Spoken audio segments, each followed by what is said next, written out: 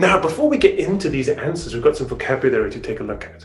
Now, the first one is really important, especially for both of these answers, is reproduce. To reproduce is to make a baby. Okay, so a deer reproduces, humans reproduce, slugs reproduce, oh my goodness, disgusting. And spiders reproduce, oh, what fascinating. All kinds of animals reproduce, even viruses and bacteria. The next word is an organism, which is basically everything that is living, everything that moves, reacts, grows, breathes, whatever. They are all organisms. I'm an organism, you're an organism, I hope. Your teacher's an organism, unless it's a robot. The next word is a wonderful adverb, and you know it's an adverb because it ends in ly, which makes it an adverb, is effectively. To effectively do something is to do something well. If you effectively study for a test, you'll get 100%. If you don't effectively study for a test, you'll get 0%. The next word, again, another adverb because it ends in ly, is completely. So completely means 100%, to do something completely. If you completely fail a test, you get 0. If you completely succeed in the test, you get 100%. The next thing is very important, because if you didn't have them, you wouldn't be alive, and you wouldn't be watching me, and I wouldn't be speaking. Organs, your heart, your lungs, your brain, all organs, they keep you alive. They do all of those things inside your body that you don't even think about every day. Like, for example, your kidneys are cleaning your blood to make sure that you don't have any dirt in it and you don't have any terrible, terrible stuff inside. The next one is wonderful, benign. Now be careful, it's not benign, okay? It's a silent G, so it's benign, benign. And benign means not dangerous. Great, love it.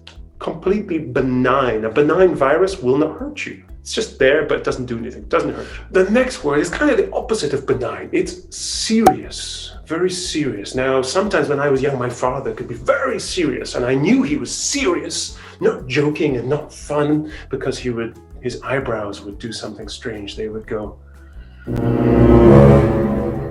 and then I knew he was serious, and then you had to be very quiet. Or go outside and play football. Now, the next thing is a symptom. Easy peasy. When you get a cold or when you get a virus, you have symptoms. So, for example, when you have a cold virus, the biggest symptom is you get all of this wonderful stuff coming out of your nose, falling into your cereal all the time. And basically, that is white blood cells trying to get the virus out of your body. And it's a symptom. The next word is to generate. Now, to generate is easy. It's to create, to make. You can generate money. You can make money. You can create money. You can create, generate, make ideas. The final word is to wonder. To wonder about something. I wonder why this is true. I wonder why that happens. Why is the sky blue? In fact, I'm going to answer that later. When I was a kid, I used to wonder, why does my grandfather have hair coming out of his nose and coming out of his ears, like the BFG? But when I get older, I might have the same problem. Now, the first question is why we get old. Now, this is kind of really easy to answer because it's all about one thing. It's about your cells. Now, the cells are the tiniest things that make your body. Now, if you imagine every cell is like a circle. Now, inside the circle are two important things. The first thing is the mitochondria. The mitochondria. Now, that's like the factory inside your cell. It is the thing that is telling your cells to reproduce. Remember, reproduce means to make a baby. Your cells will divide and make babies. But the only way it knows how to do that is by reading the DNA inside your cell. The DNA gives instructions to your cell, to your mitochondria, about what to do, how to make you look like you. So my DNA said, I'm going to have blue eyes, and I'm going to have blonde hair, and I'm going to have a huge long nose. It's going to hit the wall when I go around the corner. So that's what my DNA said. Your DNA said, you should have your eyes, your hair, your height, your finger shape, all those things. It's all because of your DNA. When your cells reproduce, the old cell dies. The new cell is the same as the old one, but there's a small problem. Because every time you reproduce, the cell gets a little bit damaged. The DNA has a little mistake in it. Every single time you reproduce, that mistake can get bigger. So one thing that happens when you get older, now don't ask your mum this, maybe ask your granddad. You can say, "Granddad, how many wrinkles do you have?" Or you can say, "Mum, how many wrinkles do you have?" And she might go, "Pow." So ask your granddad, "Granddad, can I count your wrinkles?" Every single wrinkle you can count is a mistake in that person's DNA. As they got older and the cells recreated and reproduced, the mistake got bigger and bigger and bigger, and they got wrinkles.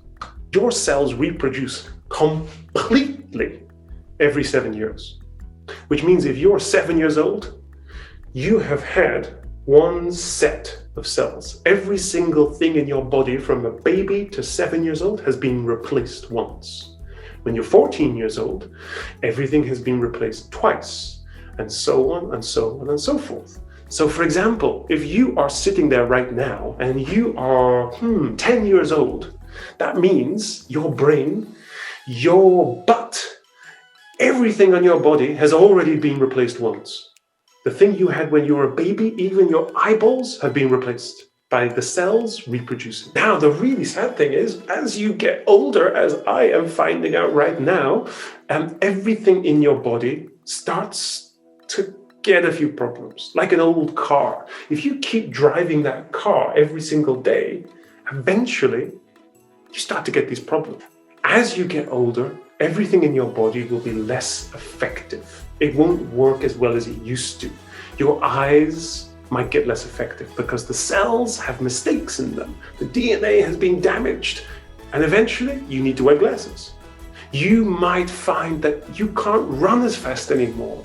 I can't run as fast as I used to, and I'm so glum and gloomy and despondent about it. But that's just because my cells have been damaged over my life, and now I don't have the same cells as I used to. Now, the second question is about why we get sick. Now, to think about this question, you have to think about cells, like we just talked about. So the first reason you get sick is because of your cells. So we talked about this idea that as you get older, your cells reproduce, and when they reproduce, you get mistakes and problems in your DNA. So one of the problems that can happen is you get diseases. Now, one of the most serious diseases is cancer. And cancer is caused by your cells getting confused.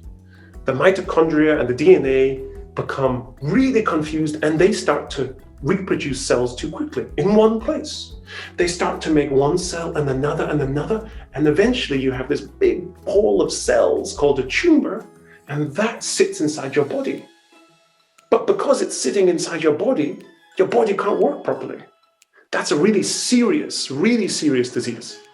But some of the other diseases are not so serious. Well, they kind of are if you have it, but for us, we can laugh about it.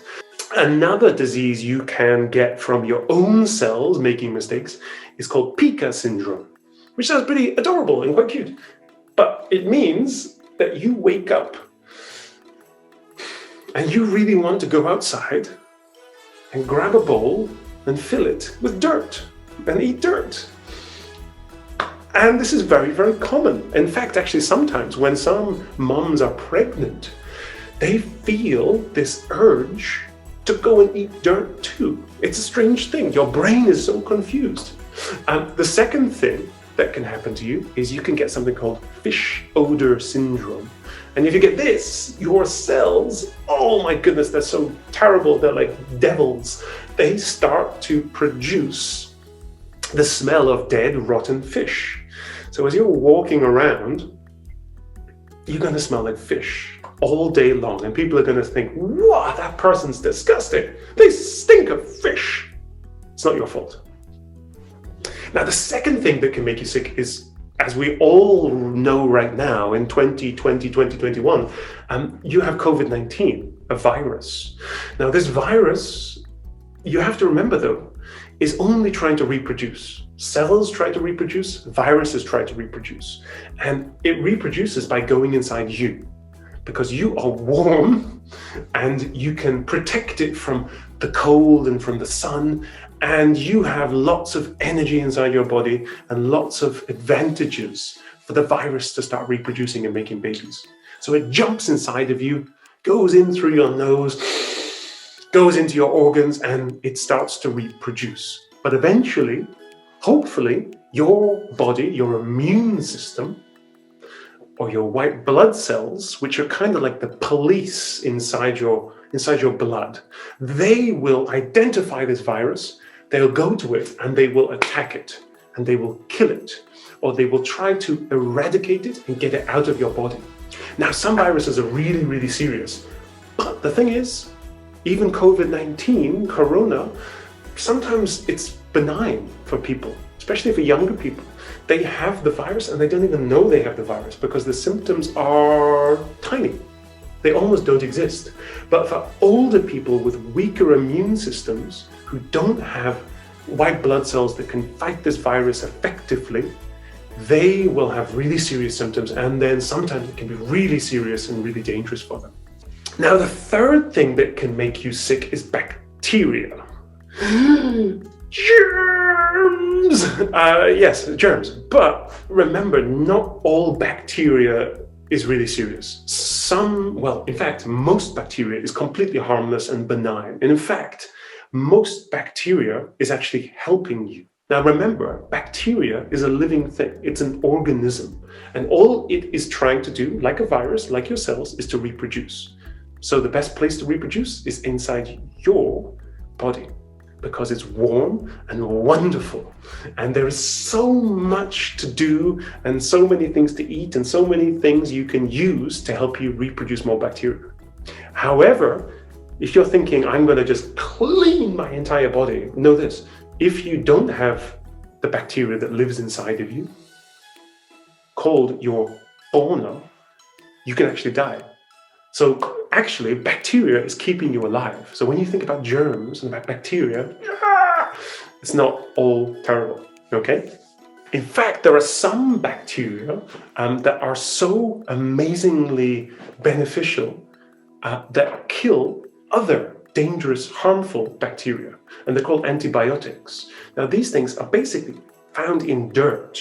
You find them, you take them out, and then you can use it to attack dangerous bacteria inside your body. However, humans have been using them too often and too much when you don't need them. So what's happening now is some of the bacteria that is trying to hurt us actually knows how to beat the antibiotics. So I hope that answers your questions, guys. I'm going to be producing lots and lots of videos, so please hit the subscribe button so you don't miss a video, and come back and check out the channel because I'm going to be answering lots of questions.